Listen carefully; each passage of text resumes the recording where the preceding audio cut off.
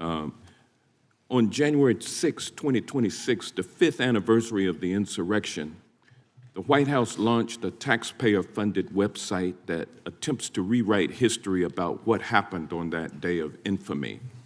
On January 6, 2021, there was an insurrection at the United States Capitol that resulted in a police officer dying the next day, another 4 officers dying by suicide in the months thereafter, with at least 140 police officers being injured by the insurrectionists, with 15 of them requiring hospitalization.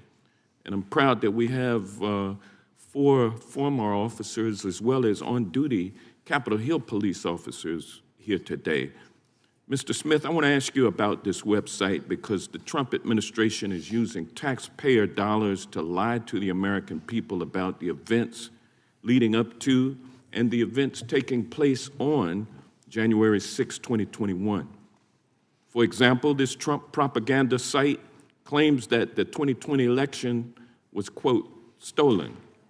Mr. Smith, did your investigation uncover evidence sufficient to prove beyond a reasonable doubt that Donald Trump knew that his claim that the election was stolen was false? Yes, it did.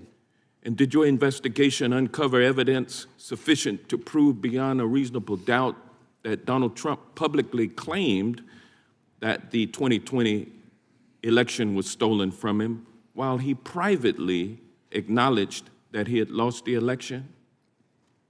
Yes, we cited instances of that during in our case.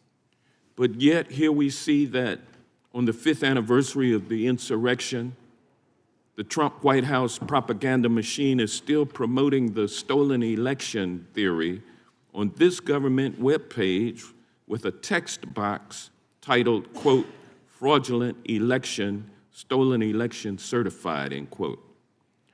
The site also has a subsection reading in part, quote, FBI entrapment operation exposed.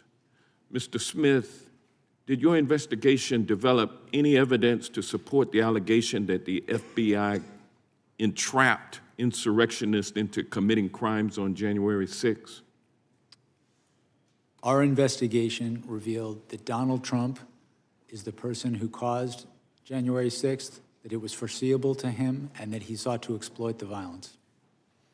This website also accuses you of being a, quote, Biden prosecutor who brought, quote, weaponized charges against Mr. Trump.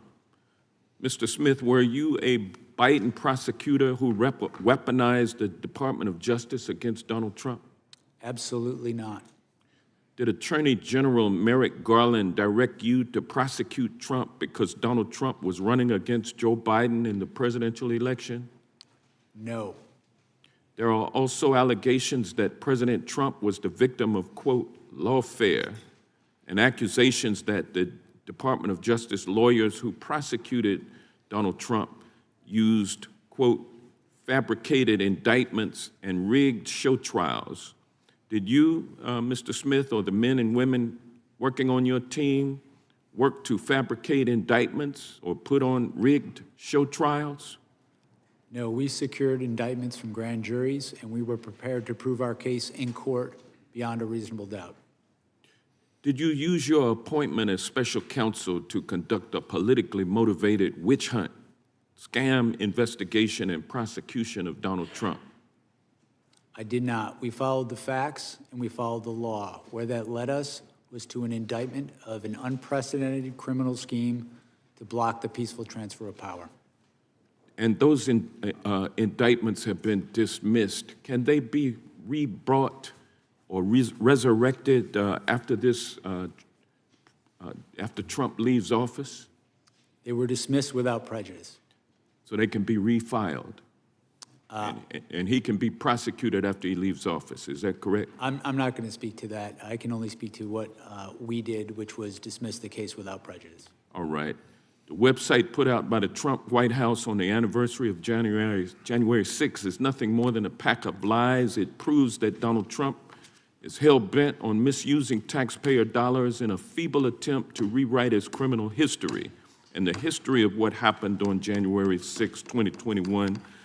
And with that, I yield back, but I would like to, Mr. Chairman, offer for the record Unanimous consent? unanimous consent, a statement from Cybersecurity and Infrastructure Security Agency released on November 12th, 2020, that states the November 3rd election was the most secure in American history. Without objection. And also testimony from, I would like to request unanimous consent to enter into the record the September 24th, 2020 testimony of Trump's former FBI Director, Chris Wray, who told Senate Homeland Security, the Homeland Security Committee of the Senate, that the FBI had, quote, not seen or historically had any kind of coordinated national voter fraud objection. effort in a major election. Without objection. And last but not least, Mr. Chairman, I'd like to ask unanimous consent to enter into the record this article titled Disputing Trump, Barr Says No Widespread Election Fraud. Without objection. The gentleman yields back. The gentleman from Texas.